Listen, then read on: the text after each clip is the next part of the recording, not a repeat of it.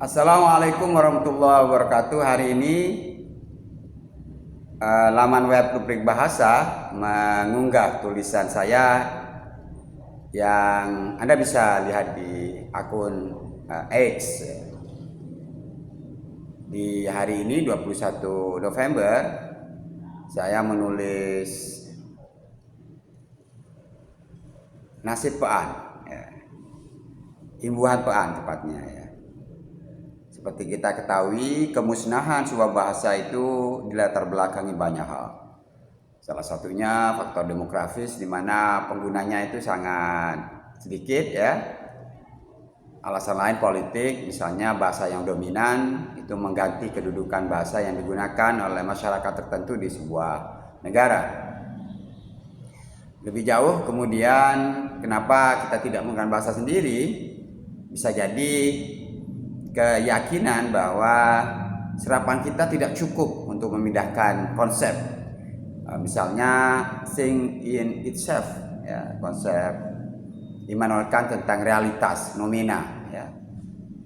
Realitas itu tidak bisa disentuh, ya, karena ia adalah sesuatu yang ada di dalam dirinya. Yang kita bisa lakukan adalah fenomena, ya. Saya rasa istilah filsafat ini agak abstrak. Tapi yang saya ingin sampaikan adalah misalnya istilah yang lain, rekonstruksi sebuah ide dari Diaksodedida yang mungkin kita tidak akan menggunakan kata penghancuran, meskipun saya pikir itu bisa dilakukan, ya. Nah, kenapa kita ragu melakukannya? Ya seperti yang saya sampaikan, bahasa Indonesia dianggap tidak memadai untuk memindah konsep dari bahasa asing ke dalam bahasa kita sendiri. Padahal Tan Malaka sudah mengajar kita untuk melakukannya dengan menyebut hipotesis dengan persangkaan. Nah, hal lain yang mungkin menghalangi kita untuk menggunakan imbuhan Pean adalah terjemahan atau serapan dari kata asing, misalnya dehumanisasi. Kita tidak mungkin menggunakan padanannya yang agak panjang, ya, penghilangan harkat kemanusiaan. Nah, tetapi kenapa kita tidak juga menimbang apa yang dilakukan oleh negara tetangga kita, Malaysia, yang mengistilahkan dehumanisasi dengan penyah-insanan.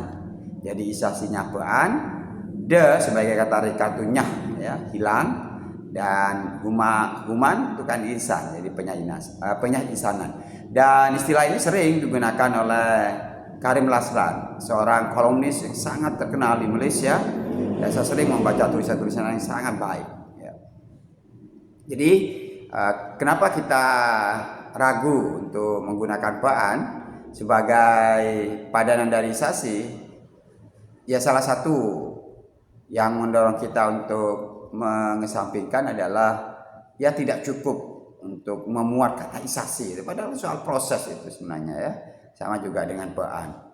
Nah, nasib Pean, ya, imbuhan ini mungkin perlu diperhatikan agar tidak semua kata asing yang ada isasinya kemudian kita serap itu saja dengan isasi, ya.